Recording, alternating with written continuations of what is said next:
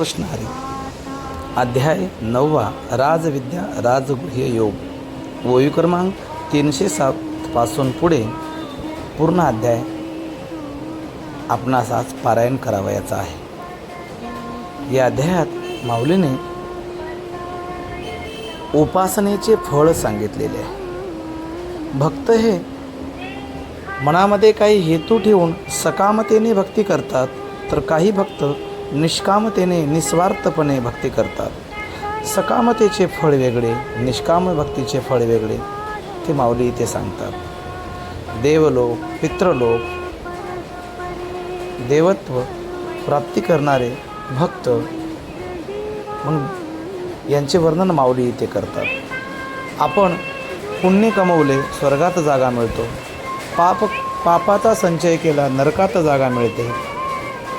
पुण्य संपलं की परत मृत्यूलोकात यावं लागतं. परंतु जर आपल्याला येणं जाणं चुकवायचं असेल, भवसागर कायमचा चुकवायचा असेल, तर आपल्याला शुद्ध पुण्याने वर्तन जीवनात केले पाहिजे. भगवंत सांगतात, माझ्या स्वरूपाशी एकरूप व्हायचं असेल ना, तर तुम्हाला शुद्ध पुण्य कमवावे लागेल, किंबहुना शुद्ध पुण्याने जीवन जगावे लागेल. माझी भक्ती करायची असेल तर निष्काम भक्ती एवढा दुसरा पर्याय चांगला कोणताच नाही. देव सांगतात, मला तुमचे पैसे नको, सोने नाणे काहीही नको, मला तुमची शुद्ध सात्विक निष्काम भक्ती हवी आहे. देव फक्त एका पानाने, एका फुलाने, एका फळाने आणि अगदी तांब्यावर पाण्याने सुद्धा तो प्रसन्न होणारा देव आहे. द्रौपदीच्या पानाने, गजेंद्राच्या फुलाने आणि शबरीच्या एका बोराने प्रसन्न होणारा देव. देव सांगतात, माझी भक्ती करायची असेल ना, तर तुम्ही कोणीही जातीतले असा, कोणीही वर्णातले असा, माझ्या भक्तीसाठी जात पात यांची काही मर्यादा नाही, स्त्री पुरुष यांची काही मर्यादा नाही. वेश्या असेल तरीसुद्धा ती माझी भक्ती करून माझ्या स्वरूपाला प्राप्त होऊ शकते. अहो, माणसं सोडाच, पण प्राणीसुद्धा, पशुसुद्धा, पक्षीसुद्धा माझी भक्ती करून माझ्या स्वरूपाला येऊन भेटू शकतात. अशी अनेक उदाहरणे शास्त्रात दिलेली आहेत. आणि ही भक्ती करत असताना देव सांगतात, तुम्ही माझ्या स्वरूपाशी एकरूप होणार असाल ना, तर अगोदर तुमच्या मनातला मी भक्ती करत आहे हा अभिमान बाजूला ठेवा.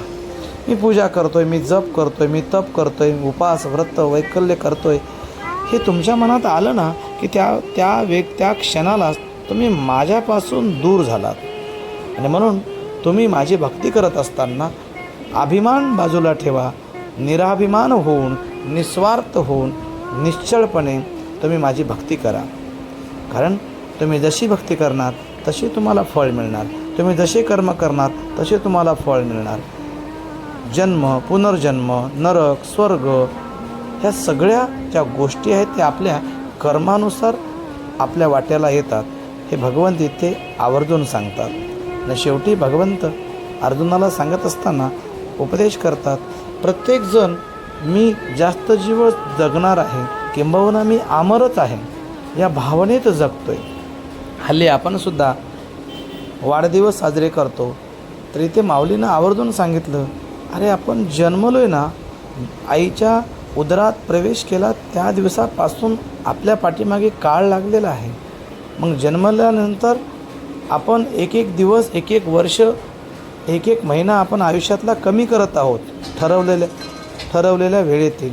तर आपण वाढदिवस साजरे करून माझं वय वाढत आहे असा आविर्भाव दाखवू नका, किंबहुना वाढदिवस साजरेच करू नका. कारण वाढदिवस न म्हणता त्याला अभिष्ट चिंतन म्हणा, जन्मदिवस म्हणा. हाही संदेश माऊलीने या अध्यायाच्या शेवटी दिलेला आहे. रामकृष्ण हरी.